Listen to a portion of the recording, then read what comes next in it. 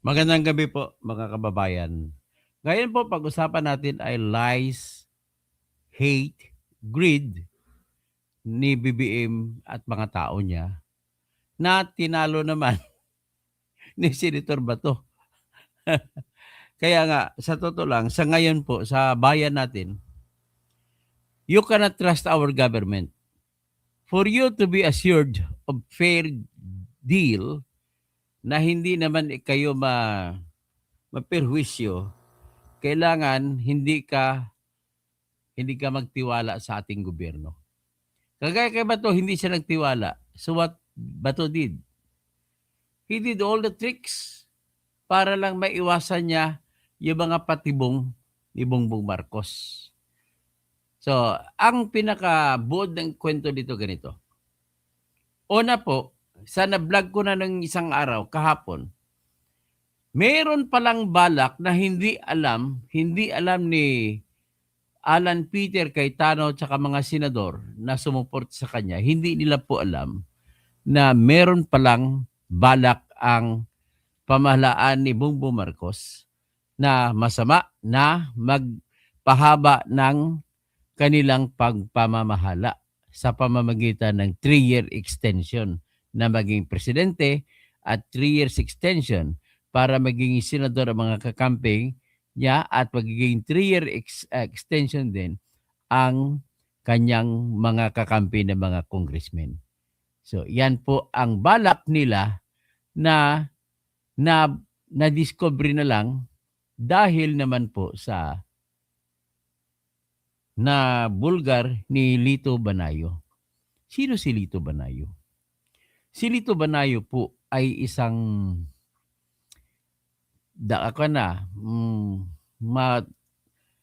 bihasa at maraming karanasan bilang isang public relations consultant. Pag sinabi mo po public relations consultant, ang ibig pong sabihin niyan ay siya po ay ang trabaho niya ay magpapabango ng kung sinong kliyente niya para gaganda ang tingin ng publiko. Diyan po siya nagiging magaling. Isa sa mga naging kliyente niya noon ay si Erap Estrada, si Gloria Macapagal Arroyo. Dami pa, bandang huli. So sa ngayon, kay Duterte, tumulong din siya kay Duterte. Kaya nanalo si Duterte. Tapos ito ngayon, ang nakikita niyang sitwasyon, kinukuha rin kasi siya ng grupo ni BBM, natutulungan niya ang grupo ni BBM. So kaya ngayon, ganun ang rason kung bakit marami siyang kaibigang mga senador, mga congressmen na rumirespeto sa kanya, sa kanyang kakayahan, sa kanyang mga kautak. Ang kanya dyan, kakompetensya sa labanan na yan ay walang iba kundi si Representative or Congressman Ronaldo Puno. Ang trabaho dati ni Ronaldo Puno, ganun. Pagpapugi. Magaling siya mag-isip kung paano magpupugi ang isang tao. Pero ngayon, siya na ay politiko na. So, ang hirap naman pagandahin mo sarili mo. Diyan mo makikita na ang doktor ay hindi niya kayang gamutin sarili niya. Okay? So, ito po ang na-discover niya doon. Dahil marami siyang kaibigan, isa sa mga kaibigan niya ay isa sa mga congressman na inaya ng grupo ni Enrique Rizon at mga grupo ni BBM na nag-meeting sa Soler na casino na lugar doon sa harap ng Manila Bay. Ano mo pinag-usapan nila? Pinaplansa nila na si Tito Soto pang presidente ng Senate. Pinaplansa po nila Daryl Hispano na ang magbubuo ng tinatawag na Constituent Assembly na magsasama-sama ang mga congressmen at mga senador. At pag magbuo na sila, gagawa sila ng hakbang na pagbubuto-butuhan nila na magkaroon ng ng tinatawag na amendment ng ating konstitusyon. Gusto nilang babaguhin ang konstitusyon. Kasi ang konstitusyon ang pinakamataas na batas sa ating bayan. Lahat po ng batas na gagawin sa Kongreso ay dapat sang-ayon sa konstitusyon. Nakalagay po sa konstitusyon natin na 6 na taon lamang ang pwedeng manilbihan ng presidente. At dalawang 6 na taon din manilbihan ang bawat senador sa magkasunod na termino. Ang presidente naman sa isang termino lang. Pero kung naging vice president siya kagaya dati ni Gloria Macapagal-Arroyo bago siya naging presidente, hindi bibilangin yun. Kailangan na binibilang kung nahalal ka ba. So isang beses ka lang dapat nahalal kung presidente. At kung congressman ka man, dapat 3 beses ka nahalal. Pag lampas nun, hindi ka na pwede maging magpahalal ng congressman. So ngayon, mautak din itong mga, hindi mautak tawag ko rito, tuso eh. Kaya yung mga, ano bang tawag sa tuso? Kasi sinulat ko, lies, hate, and greed. Pero may relasyon pa rin sa greed. Ginagamit lang katalinuhan, tuso. So ang tawag niya wicked, hindi ko na sa wickedness. So may tuso, ang style nila ngayon para matupad yung gusto nila mangyari po. Ito na vlog ko na itong isang araw, inuulit ko lang ngayon kasi pundasyon ito lang iba-vlog ko ngayon. Ang gusto nila mangyari ay si BBM number 1 ay ma-extend na kahit 3 taon. Okay? Minimum yan kahit 3 taon. At pangalawa, para matupad yan, ay kailangan nila ng kooperasyon ng pagpayag ng mga senador at saka mga congressmen.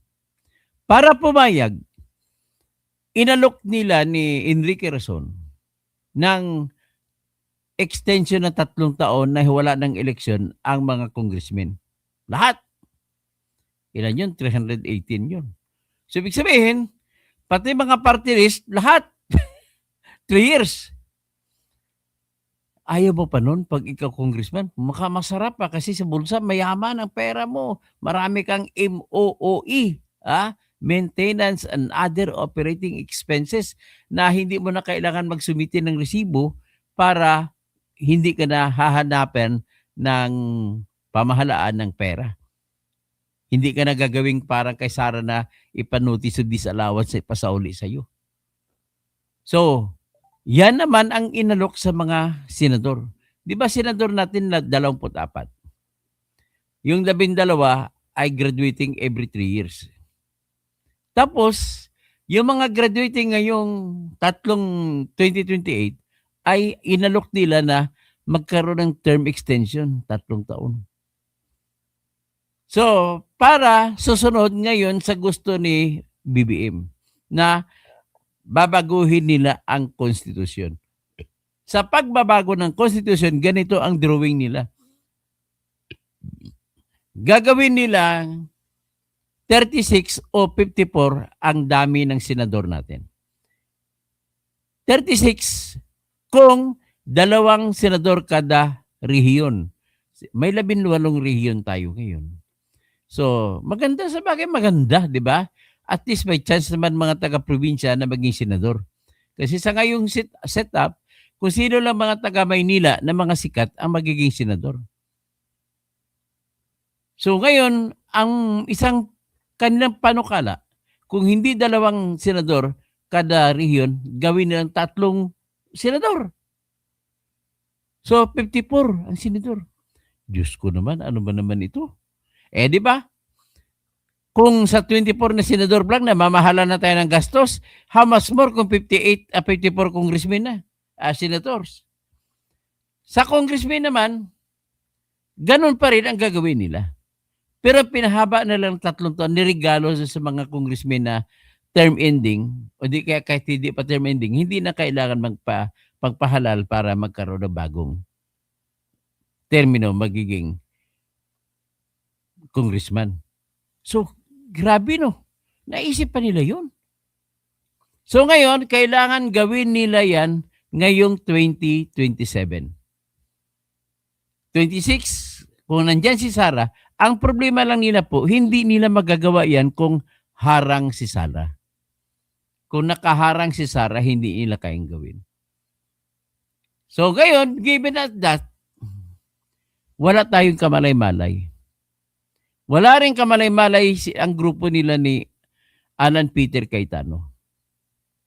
So anong nangyari? Ang habol lamang nila ng grupo ni Alan Peter Cayetano ay kailangan may buong lakas sila na persa para pangalagaan si Sara sa impeachment.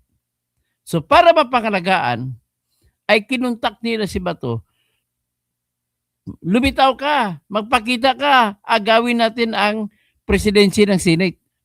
Talagang lumitaw yung mama kahit 65 years old na. Buntik pa sa hindi makaabot kasi hinabol siya ng mga NBI. Hindi siya nahuli pero natumba siya, nasudsod, ang daliri niya nasugatan. At least, come what may, nakaboto siya. At senador na nga, president na ngayon ang kanilang grupo. Yan po ang nangyari. Dahil doon sa pangyaring yan, naisalba ng hindi sinasadya, naisalba ni Bato, naisalba ni Alan Peter Cayetano, at naisalba nila lahat ang bansa natin laban sa kasakiman, katusuhan, at kasinungalingan ng mga grupo ni BBM. Yan po ang nangyari. So ngayon, ito na ngayon. Dahil nagpakita si Bato, may problema kasunod. Paaristo nila si Bato. Kasi alam naman ni Bato na may warrant of arrest ang ICC na nakaumang laban sa kanya. Hindi nga siya nagkamali. For the first time, nakita, lumitaw ang kopya ng warrant of arrest hawak ni Trillanes. Ano ba si Trillanes? Sheriff ng ICC?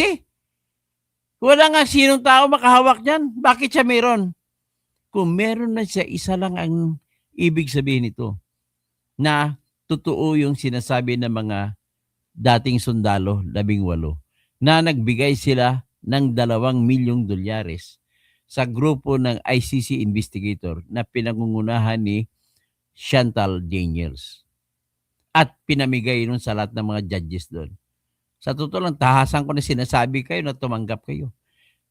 Alam mo, pag binasa mo kasi yung desisyon ninyo sa jurisdiction, wala na sa batas, sa kasulatan ng batas ng Rome Statute, walang nakasulat doon na mayroon pang jurisdiction ng ICC.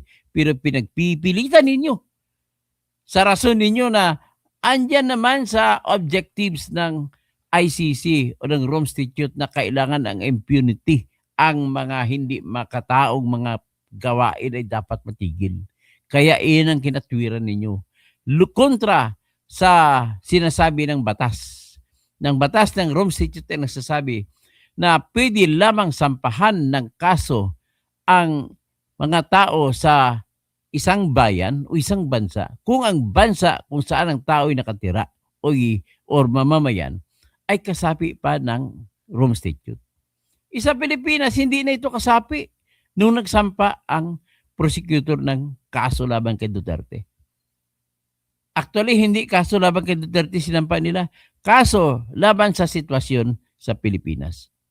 Wala pa si Duterte, hindi pa pinangalanan nun. So, that was done on May 24, 2021. Hindi na tayo maging member noong March 17, 2019. Therefore, dapat wala. Pero anong ginawa ng court ng ICC? Kinargahan nila, appeal to emotion. Kumbaga, ang batas, hinatak nila ng tudo. Stretch beyond the limit ang interpretasyon para hindi mabitawan si Duterte. Ngayon, ginamit nila, nakalagay po kasi sa Article 127, pag mag-withdraw yung isang bansa, merong 1 taong palugit. Yan ang unang kondisyon. Pangalawang kondisyon, bayad ka sa mga utang mo sa ICC, mga membership fees at contributions. Pangatlong kondisyon ay kung may kasunduan ka na nagawa sa ICC. Dito sa Pilipinas, wala. Hanggang naging final ang withdrawal ng March 17, 2019, wala. Tapos, number 4 na kondisyon, ito dito sila humugot ng lakas na wala man lang batas nagsasabi na iyon ang pang-apat na dahilan na yun ay pwedeng magbigay ng kapangyarihan sa paglilitis at paghuhusga sa ICC. Ano yun? Sinabi sa pang-apat na kondisyon na kung may anumang bagay or any matter under consideration by the court, ay pwede na magpapatuloy daw. Magpapatuloy yung bagay na yun. Ang sinasabi sa batas, Article 27, magpapatuloy ang bagay na yun. Naka-English. Any matter under consideration by the court shall continue to be obligated upon the Philippines that withdraw from the statute. Yan po sinasabi. Ay, Dondon. Kamusta ki Dondon? Mayong gabi. So, with that, ano ang obligasyon ng Pilipinas sa Article 127? Ang obligasyon ng Pilipinas ay ipapatuloy lamang kung ano ang obligasyon niya doon sa ilalim ng anything na yun, kung anong bagay na yun. Let us now know, what is that bagay? Ano yung thing na yun? Ano yung matter na yun? Yung matter na ito yung preliminary examination na inanunsyo ni Prosecutor Fatou Bensouda noong February 8, 2018. Dahil po, examination lamang yan, ay para ka lang pulis na naghahalo kayo sa internet, anong kasalanan ni Roberto Ocampo? Ito ebidensya, ito ebidensya. Ibig sabihin, nag-ikot parang kayo sa internet, tapos nag-ikot ka sa mga lugar kung saan nangyari ang krimen. Kuha ka, interview ka ng mga testigo, hanap ka ng mga ebidensya. Meron ka nakita fingerprints, ipunin mo yan. Yan pong examination. At kung matapos mo na yun, tanongin mo, piskal, sapat na ba ito? Pag sinabi ni piskal, oo, isampa mo na. So gagawan ko na ngayon ng papel, isampa ko. Pag sinampa ko, yan na po yung request for authority kung sa ICC.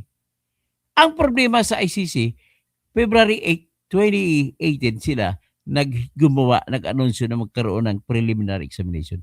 Nag-research sila sa mga human rights watch na mga website, sa Amnesty International, sa kung ano na mga website sa Pilipinas, ABS-CBN, dinownload nila lahat ng video ni Duterte ng salita, kill, dinownload nila yon.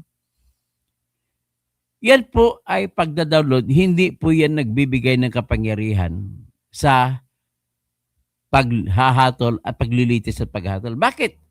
Kasi parang preliminary, parang pulis lang sila na nangangalap ng ebidensya. Wala pag formal na pagsampa ng kaso. Ang tawag nila exercise of jurisdiction. So, there are two kinds of jurisdiction we are talking about. Yung authority over the crimes na nangyari dahil member pa tayo. But, if it comes to the moment that you want to file a case against persons who committed those crimes that happened during the period that the Philippines was still a member, that is a different matter because it is very strict in Rome Statute, Article 12, Paragraph 2, and Article 13, Paragraph C, that says that you can request for an investigation into the situation in that country if and only if that country or that state is still a member of the Rome Statute or International Criminal Court. In this case, nagsampa sila May 24, 2021, hindi na tayo member. So kaya ganun ang ginawa nila. So ngayon, ang binasihan naman ng ICC, Pretrial Chamber at saka Appeals Chamber, no, meron pa kami temporal jurisdiction. Kasi nangyari yung krimen nung panahon na yun na member pa kayo.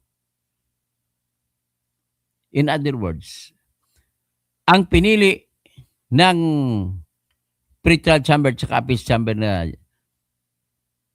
katwiran ay wala sa batas ng Rome Statute. Kaya, yan po ang dahilan ko bakit sa 5 judge may isang konsensya. Ang isang judge, tahaasan niyang sinabi na wala ng karapatan at kapangyarihan ang ICC kay Digong Duterte. Ang pangalan niya po si Judge Gotcha, Lord Kipanidze. Hindi niya pwede maisasalig sa preliminary examination. Kasi kung naka-preliminary examination ka nung time na member pag Pilipinas, then that gives a sound idea that even after 1,000 years from now, you can still file a case against Digong, and when Digong is already dead.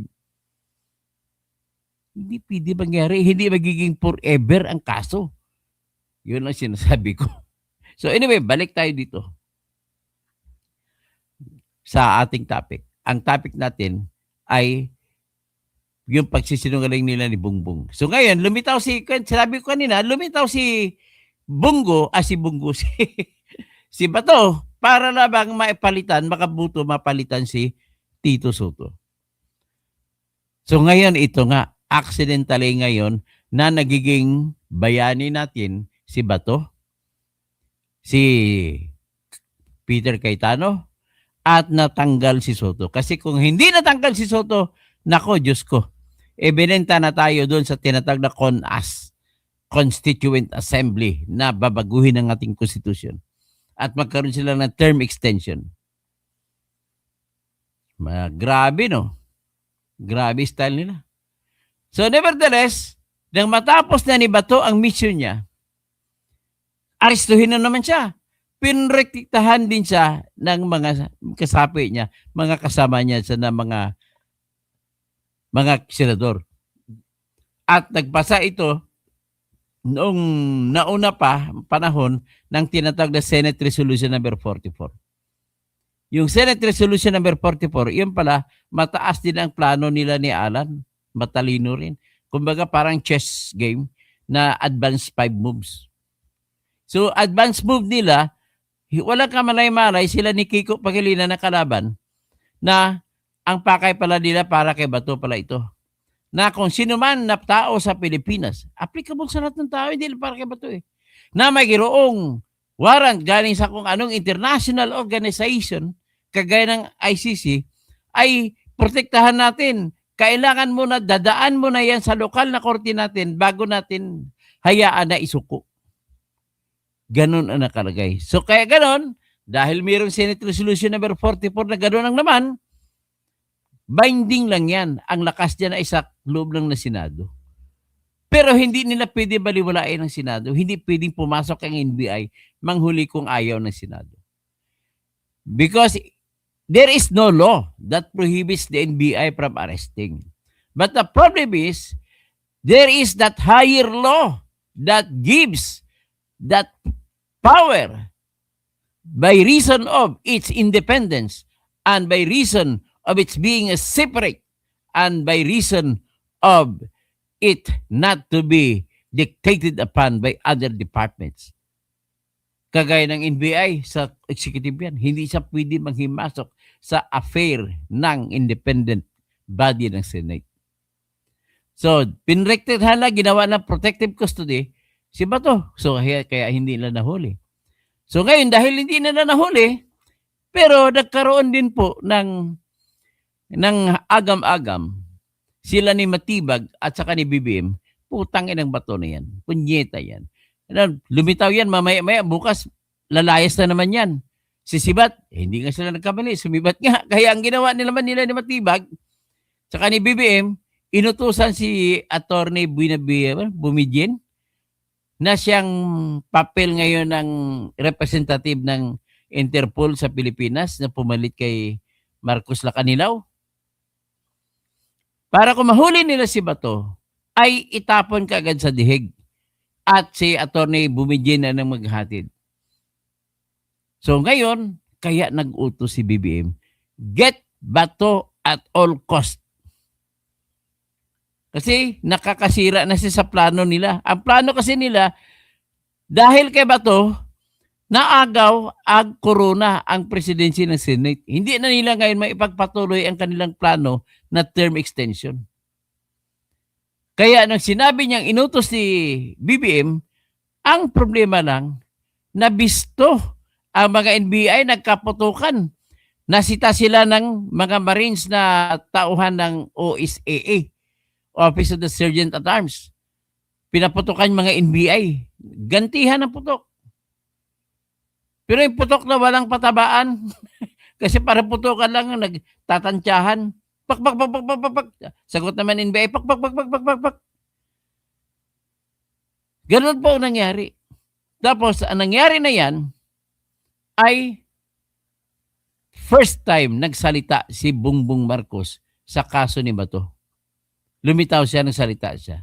Nagsabi siya na wala siyang inutusan na kahit sino na pumunta roon para makipagbarilan na para kunin si Bato. Sinabi niya na wala siyang utos na arestuhin si Bato. Sinabi rin, tinawagan din ito si Melvin Matibag na direktor ng NBI ni Pia Cayetano. Nagkamurahan sila ni Senator Pia Cayetano. Ang katwiran naman ni Melvin Matibag, hindi daw po yun siya sinasadya. Nagkataon lang po na malakas po kuno ang video sa katabi niya. So nag-videoke pala sila. Tapos, tinanggi niya rin, wala daw siyang inutusan ng mga NBI na pumunta doon sa GSIS at saka sa Senado. Ganun ang klaro sinabi niya. All right. Sino naman kabarilan kaya ng mga OSAA yun kung wala yung mga ano doon? Buti na lang walang hindi nagkapatayan, hindi na pang-abot. Pero inaresto doon yung driver ng isang NBI agent. Abogado na agent. So, naka-inquest na kanina. Nakapensa na nga siguro. So, again, ipakita ko ang mga sinabi nila. Okay? Pero bago siguro yan, mag-advertisement muna tayo, no? Patugtugin ko muna si Sarah.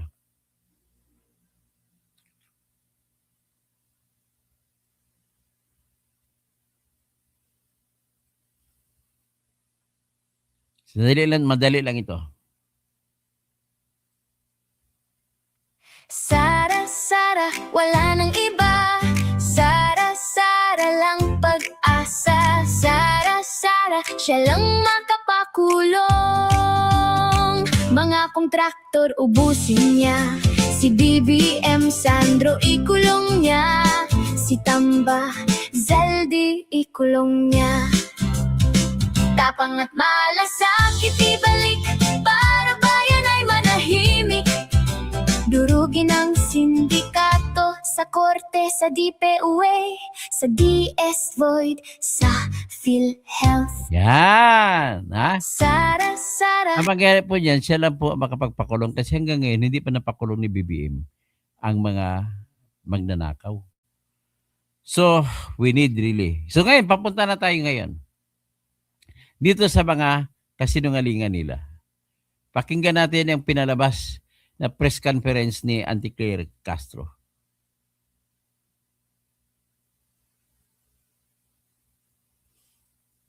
Ang pinisinta niya rito ay si Attorney Melvin Matibag at saka later part si BBM na nagsasabi na wala daw silang tao ron sa GSIS.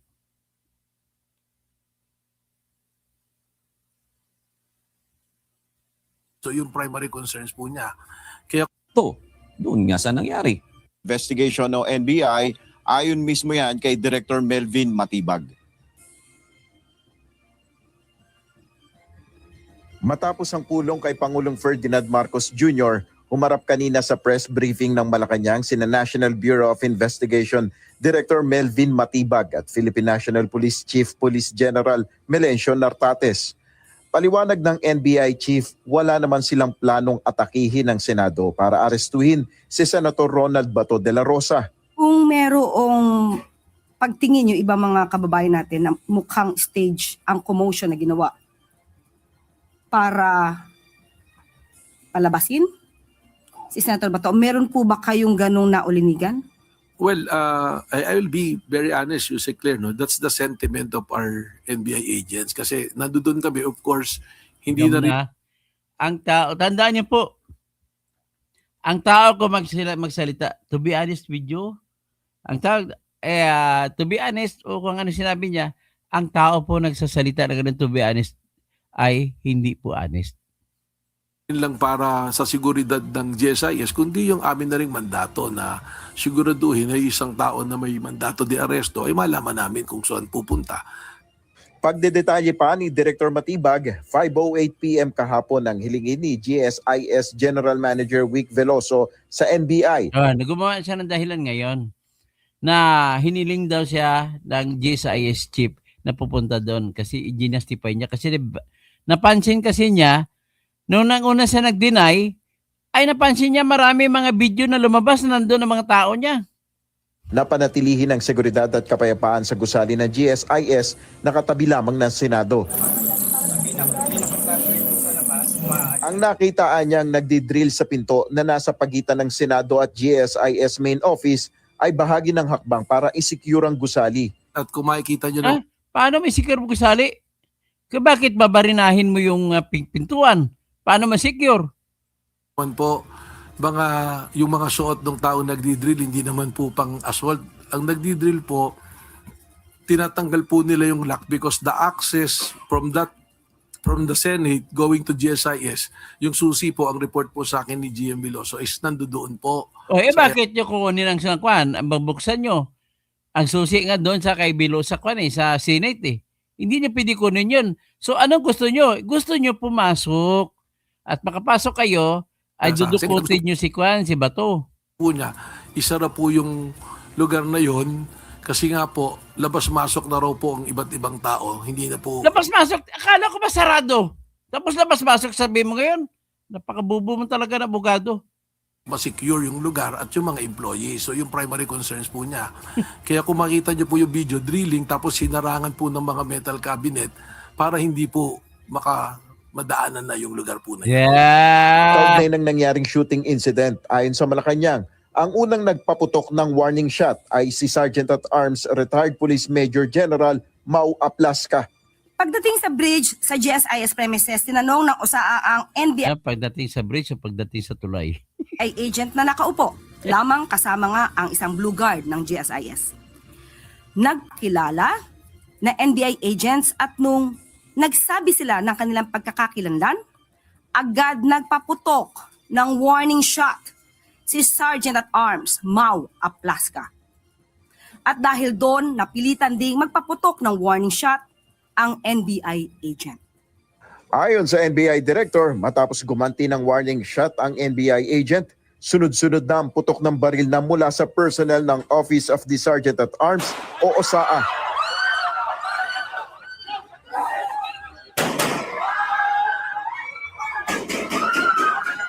Well, yung NBI po, nag-warning shot din po. Yun ang recollection sa akin. Pero after mag-warning shot, doon na po nagkaroon ng maraming pagputok na nanggaling po sa tapos yung ating pong NBI agent, umalis na po rin sa lugar, tumakbo na po. May kasama po siyang blue guard eh.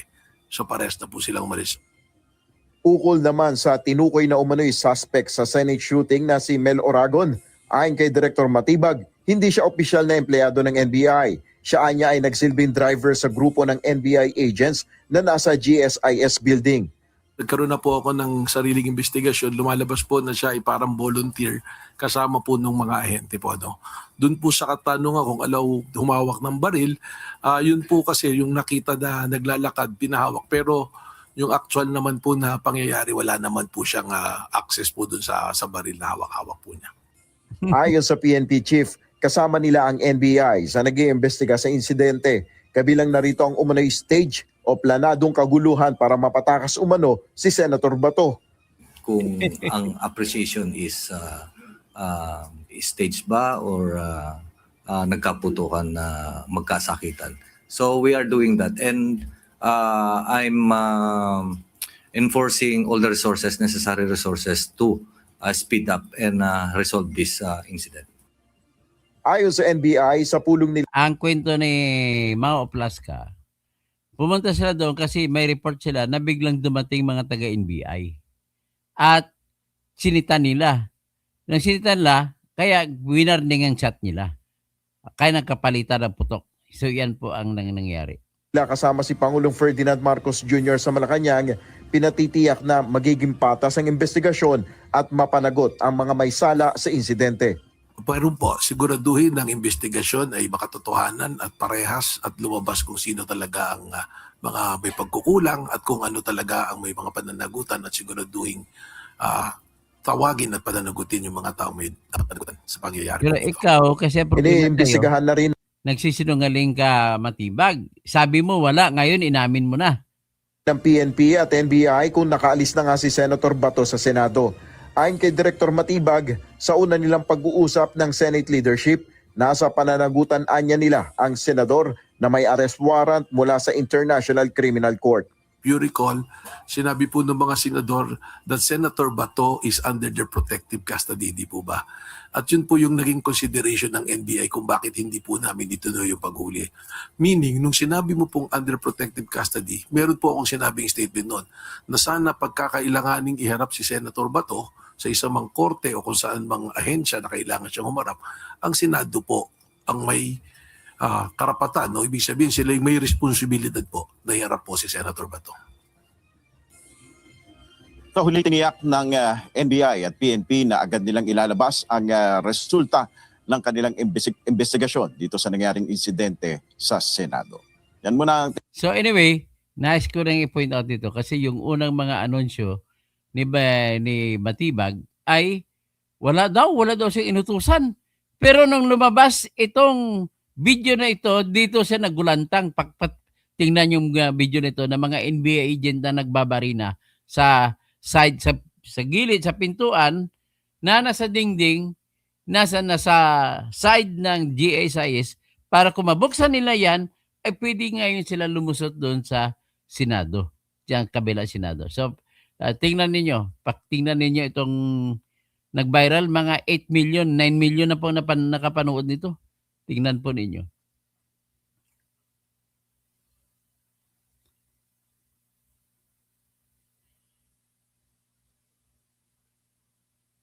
Ito.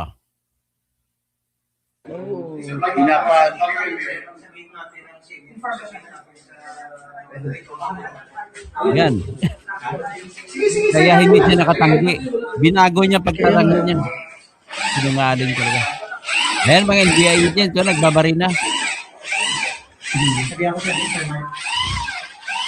Gusto na pumasok sa kabila. Kaya kasi kung saan na nakapisto, yan po yung GSIS. Sa kabila ay Senado.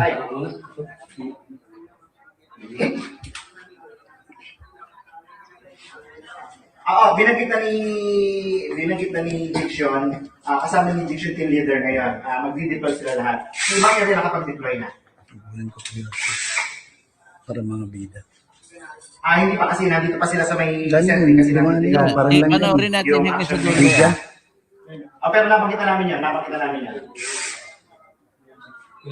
Yan, nagbabarina sila.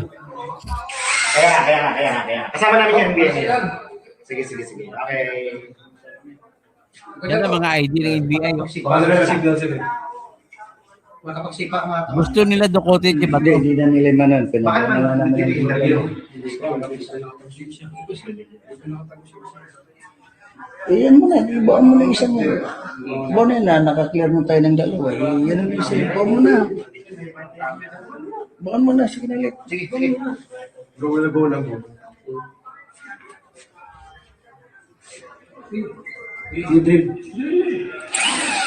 Ang hindi nila alam, sa kabilang banda, sa kabila, marami mga reporter na nagre-record sa kanilang cellphone. Nuts. Yan, huling-huli, tunog na yan.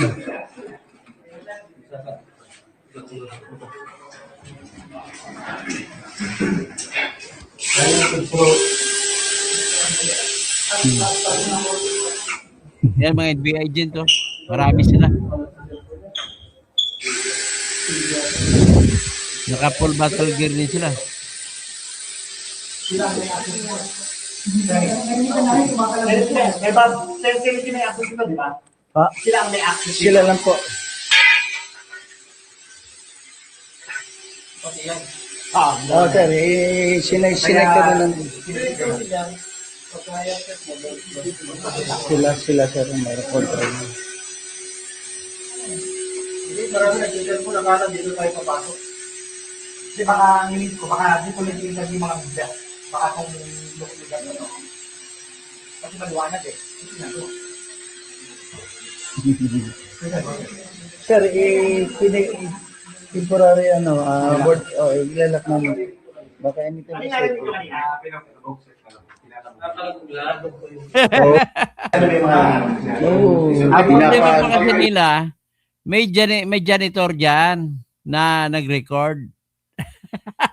At yan po ang nag-post sa online. Pinapost niya sa ibang tao. At nang na-post na sa online, mga sabang nag-usap tayo guys, siguro mga 10 milyon na nakapanood. Kaya hindi na maitatanggi ni BBM at saka ni Matibag. So ito ngayon, sinabi nila na wala ito. Tunghayan natin ng ebidensya na dumating ang mga NBI dito sa GSIS side the building ng Senado. Okay. Teacher Mark Yax, paggamit ng video mo ha. Gagamitin ko lang.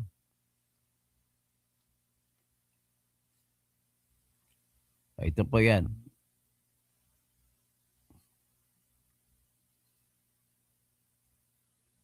I-out natin muna yan. Dito muna tayo sa yung video na kung makita dumating ang mga NBI dyan. May saban na may tatak na NBI. Pumunta sila doon. Anong business nila doon? Hindi dukutin si Bato.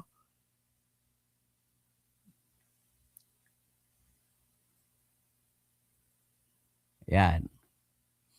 Hiniram ko lang muna sa vlog ni Teacher Mark X, Timar.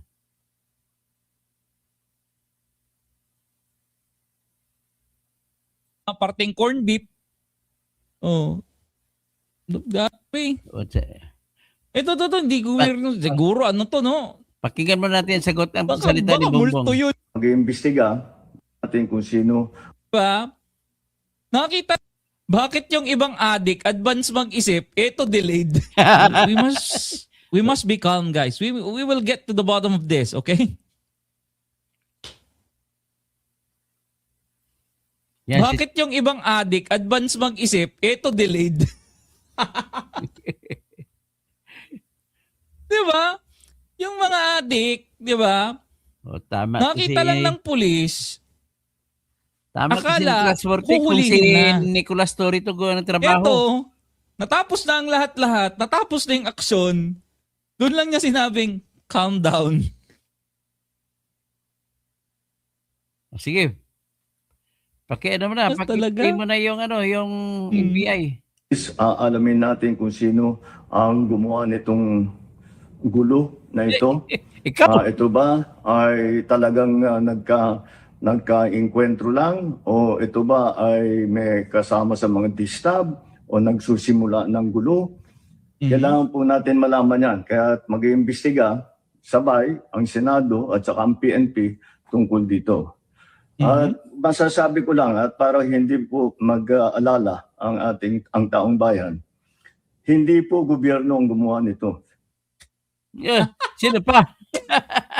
NBI ni gobyerno. Baka multo yun, no? Yung mga kausap niya paggabi. Oh, baka tropa ng tatay mo paggabi, yung mga kinakausap mo. Oo, hindi gobyerno, pre. Ito, hindi gobyerno. Siguro, ano to, no? Siguro mga leftist tong mga to, no? Mga parting Mga corn beef. dilawan. Oh. Dapat Parang iuhuli yung NBI mga corn beef na 19 na yan, eh. Yung puting mantakin mo, sasakyan. ano yan, naka-cosplay sila ng NBI?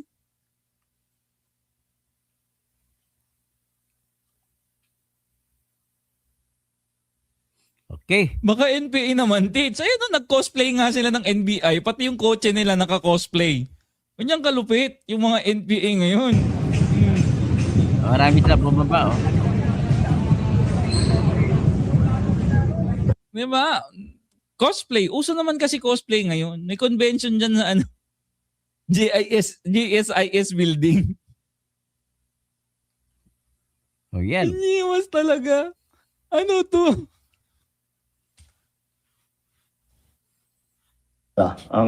Ang taong bayan. Masasabi ko lang at para hindi po mag-alala ang taong bayan, hindi po gobyerno ang gumawa nito.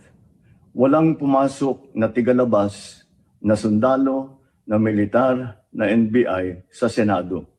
Ay, ano to? Ano to? Ano yan? Ano tawag mo dyan? Ano tawag mo rito?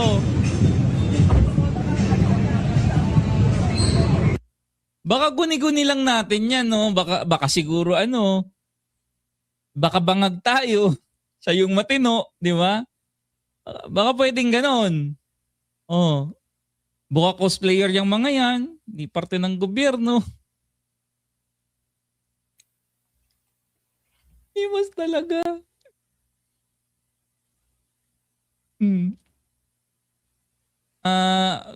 Lizard yan, no? Oh. Di ba? Yung Sundalo na militar na NBI sa Senado. Hindi po natin alam kung sino yon. Sundalo na militar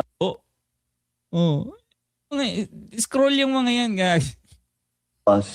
na sundalo na militar. Wala Ayun, doon sundalo militar. Hindi rin namin alam. Mukhang ay naku, meron na siyang conclusion eh. Oh, ang conclusion niya, hindi taga-gobyerno, no? Walang outside force na pumasok sa Senado. Although we have videos, even Atty. Torion, nakita niyo yung high-end na camera ni Atty. Torion, puja, ilang kilometro yun. Kitang-kita, di ba? Nakasuot ng NBI, may mga flashlight pa. NBI, may mga Kuha po natin, kinukulikta natin ngayon lahat ng ebidensya na nandiyan. Maraming salamat po. Kalma lang po. Asahan ninyo yung Oh, eto, sagutin mo tong ate mo. Saktan. Kaya eto nga, Attorney Bumediano, kung sino ka man, sana ipaliwanag mo kung paano ito nangyari na sinugod, linusob ang Senado at nagkaputukan sa amin dito sa mga senador ng ating republika. Hindi ito dapat nangyayari sa Pilipinas, higit sa lahat sa institusyon ng Senado. Diba? Well, anyway, tapusin na muna natin dyan, guys. Maraming salamat sa panonood and I'll see you tomorrow, no? Tanggalin natin ang kay Teacher Mark Reacts. So, yan po ang actually sa ngayon ay nagsampa na ng kaso, ng urgent na kaso na petition kanina, na motion sila ang abogado ni Bato. At sinumbong niya yung mga nangyayari, yung mga barilan, mga putukan. So, ngayon, hiningi naman ni Aimee kay BBM, sa kapatid niya, na tanggalin si Matibag na National Bureau, saka tanggalin si Attorney Eleuterio Dungalio Jr. at saka si Attorney Jerome Bumediano. Ayun, pinapatanggal ni Aimee. So ito naman, pakinggan naman natin si Mau Aplasca, yung si General Aplasca na nagpaliwanag kung anong totoong kwento sa putukan. Pakinggan po natin.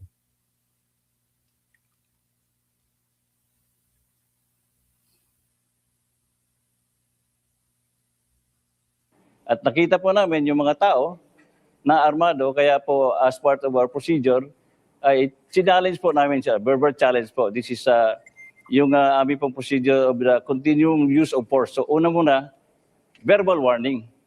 So challenge po kung sino sila, sumugot naman na NBI agents. Oh. Pero nung sinabi namin na bakit kay armado, ibaba nyo yung mga baril nyo, instead of lowering down the firearm, tinaas po nila yung baril, kaya nagpaputok po kami ng warning shot. Oh. Nagpaputok sila ng baril, sir? Ang NBI? Pagkatapos po ng Again, pagkatapos please. po ng nagpaputok kami ng warning shot, ina-expect. Yes, go ahead, sir. Pagkatapos po namin mag-warning shot, ina-expect po namin na ibaba po nila yung mga baril. But instead, gumanti po sila ng pagbabaril sa amin. Kaya po napaatras po kami ng kaunti. At doon na po, tuloy-tuloy na po yung exchange of gunfire. Meron po bang tinamaan sa panig ninyo? Sir? Wala naman pong tinamaan sa aming side po. Nagpa-warning shot din sila. Wala Ganun po, ba yun? Ma'am Mel, wala pong tinamaan. So, Sila po ay ano? nakipagbarilin sa amin kasi kami po ang nag-warning shot. Hindi, bakit nga kayo nagbarilan? Ano ba yun? Ba't nagbarilan? Ano yung maging problema? Bakit ka Napakabobo nagbarilan? naman ito ni Mel Chanco. Ano po ba yun? Anong dahilan bakit Ganito nagbarilan? po, Melon, liwanagin ko lang, ano? Yes, please. Naku, kailangan niya ng tiyanbayanan, malaman. Liwanagin ko po. Opo. Liwanagin po natin, ano? Yes, kung yes, bakit yes, nagkaroon sir. ng barilan. Go ahead, please. Unang-una po, marami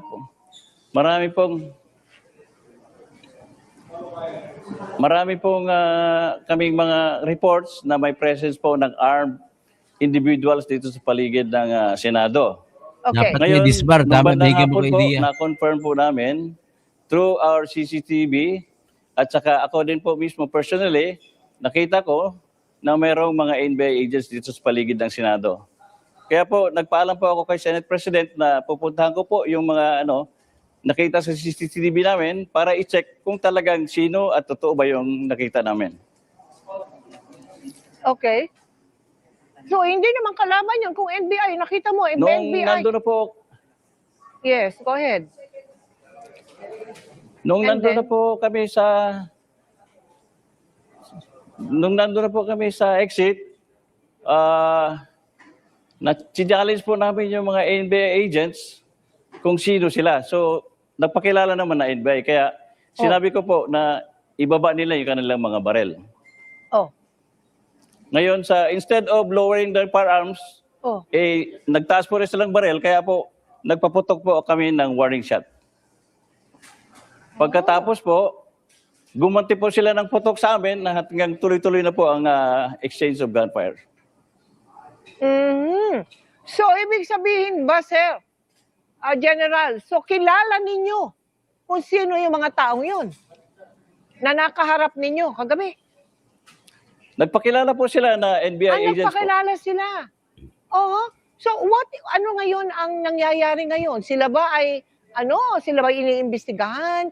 Sila ba kinuha na? Anyway, ulit-ulit Ano lang yan. nangyari ngayon? Nasan sila? Tanggalin Anong na lang natin dahilan? yan. Bakit sila? Paulit-ulit na lang yan. Ikarga ko po rito yung pagtanggi ni Matibag nung una para lalabas na sinungaling talaga siya. Para yung bandang huli, aminin niya rin na may mga NBI pala doon. Pero dito tinanggi niya, tingnan nyo. Dito kami ngayon, we are here in Sequoia Hotel.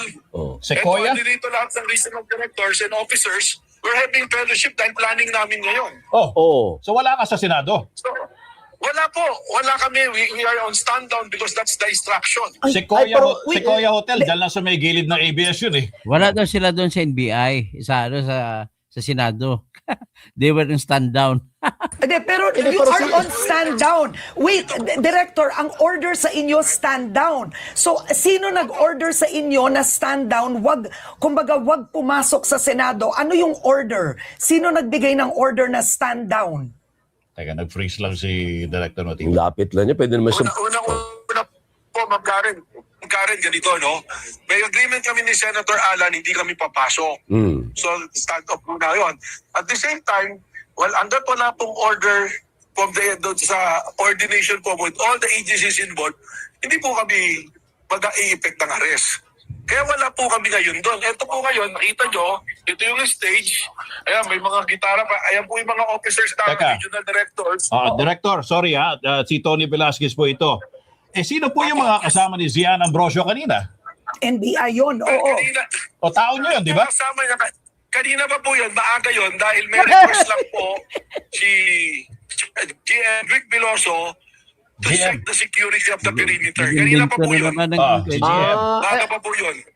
Attorney, yung sigawan daw ninyo with Senate President Cayetano at ni Senator Cayetano, Ikwento nyo. ano nangyari? Ba't nagsigawan daw kayo? Ganito po, actually, Actually, malakas yung boses ko kasi may tumutugtog kanina, kumakanta. Tumawa po si Senator Lawrence sa akin, ang unang opening sa akin, nagsabi, paalisin niyo yung mga agent niyo rito, pinuputokan kami. So sabi ko, teka muna, wala ko kami mga ahente dyan. Saan ho, pahuli niyo ho. Tapos na nga yung pahuli niyo. Sabi ko ganun, wala kami kasi. Tapos nagkataasan na ng boses, sumisigaw na si Senator Pia from the background, naka-speaker pala ako. Sabi niya, do your job. Find out kung sino. So ibig sabihin, akala niya yung nagkaputukan, mga tauhan ninyo. Yun na po, yun ang allegation po sa amin. Oh. Yun na po. Kaya Hindi kailangan... mo na kami tinanong. Pero Director, sino ang nagpaputok? NBI ba yun o PNP? Hindi ko po alam dahil Hindi pa wala nila nga po alam. kami roon. Ganito, Hindi, pero may utos ka ba, Attorney Matibag, na salakayin o puntahan ang Senado para arestuhin si Senator Bato de la Rosa? Wala po. wala. Wala Okay. po. So- 100% wala po. So, kailangan- If somebody na gumawa nun, hindi po FBI yun. If sabihin na may ganyan po, we have to make that person answerable. Kasi kailangan balikan din namin yung reporter namin, si Zian Ambrosio, dahil nung oras na nagre-report siya ng live sa TV Patrol, ang alam po namin, kasama po niya, mga ahente po ng NBI. Well, yung pong kaninang sinasabi, hindi po sa Senate yun, sa GSIS, based on the letter ni GM na pwede ba magpalang tao just to check the perimeter dahil nagkakagulo. Okay. So doon lang po sa GSIS, not on the premises of Senate po. Sige, At dahil wala pong mga baril yung mga tao po. Walang Walang baril baril. ang mga taga-NBI. Saan ang galing putok? Wala po, dahil hindi po kami talaga pupunta ron because that is the agreement and that is the order po. Okay, sige.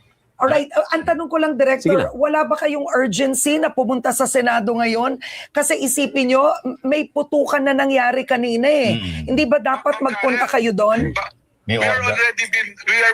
already been alleged na ano na eh. Kami na po yung pinagbibintangan na pag pumunta kami ron, baka naman maturo pa kami o kaya magkaroon ng commotion na akala naggugulo pa kami. So I have to protect my people naman po. Teka muna, parang weird din na aakusahan ka ng Senate President at ng kapatid ng Senate President na hindi mo naman ginawa. Parang weird yun. Sigurado siya na tauhan niyo po ang gumawa at nagkakaputukan doon. Ang mabigat po dyan, wala pa nga tayong investigasyon eh. May natuturo na kami nakagad. Yun na po nga yung tawag sa akin eh. Okay. Yun na po yung tawag sa akin. In fact, ang unang tumawag sa akin, si Sec. Jendong Mindo. Sabi ko, pare, wala kami dyan. Nandito kami. Kung gusto nyo, pumunta kayo lahat dito sa Sequoia Hotel. Andito lahat ng opisyal. Sige, so... Dito po kami. Nagsimula po yung planning namin alas 8. Hindi po ako umalis dito. Okay. Buong araw po ako nandito sa hotel na to. Alright, so ang usapan, just to be clear, Director Matibag, wala munang kikilos para magsilbi na arrest warrant kay Senator De La Rosa ngayong gabi. Tama po kasi may coordination meeting pa po kami sa agency Okay. sa pangunguna po ng DOJ. Sige. Okay, sige. Ang uling tanong na lang, Director uling tanong. Matibag. Uli na. Nakita sa TV Patrol live video, merong mga sundalo doon, long firearms. Taga saan yun, sir?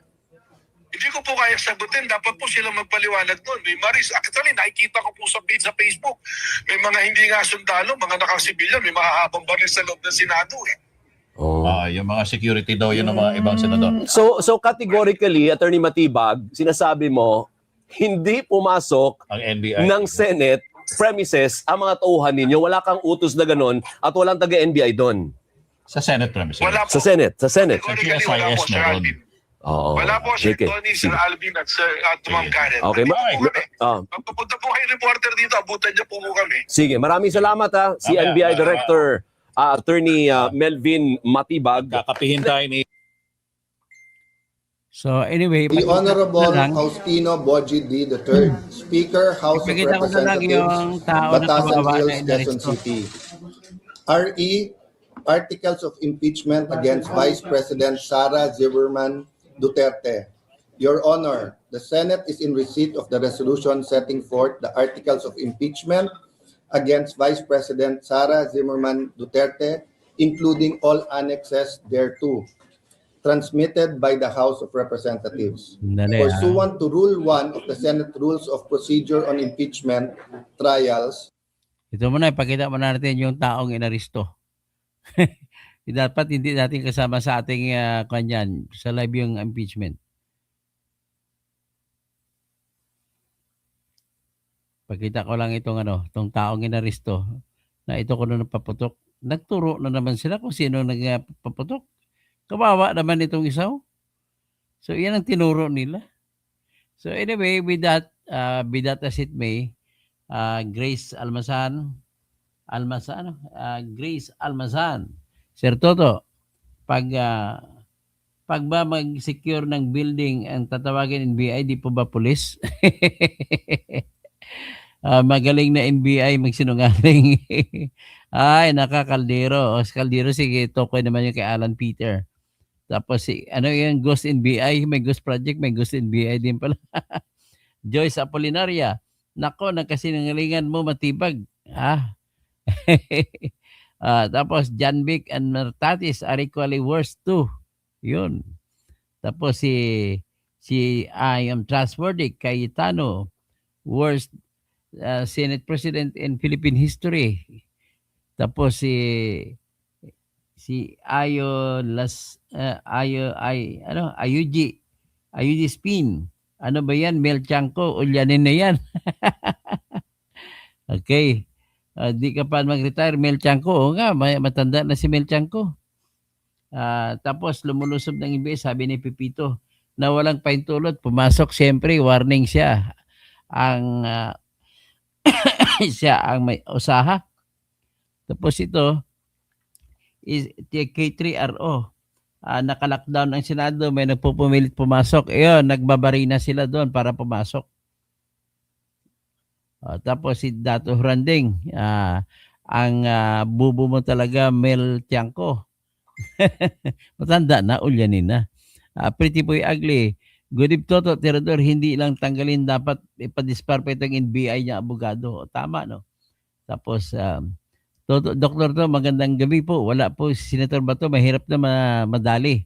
Nakasibat na po si Bato. Naisahan sila ni Bato, nakasibat na. Kasama si Rubin. Sumakay siya kay Rubin daw ko, no? Pero di pa natin verifikado yan. Sabi lang ni Trillanes, sumakay kay Rubin. Tapos, UG Spin. Ay, hi. Daming hi mo, Ore, may isang ali. Okay. Tapos tawa ng tawa siya. Si Pipito, sino pa? Yan. Hanggang dyan na muna tayo. Magandang umaga po sa inyo lahat. Paki-like at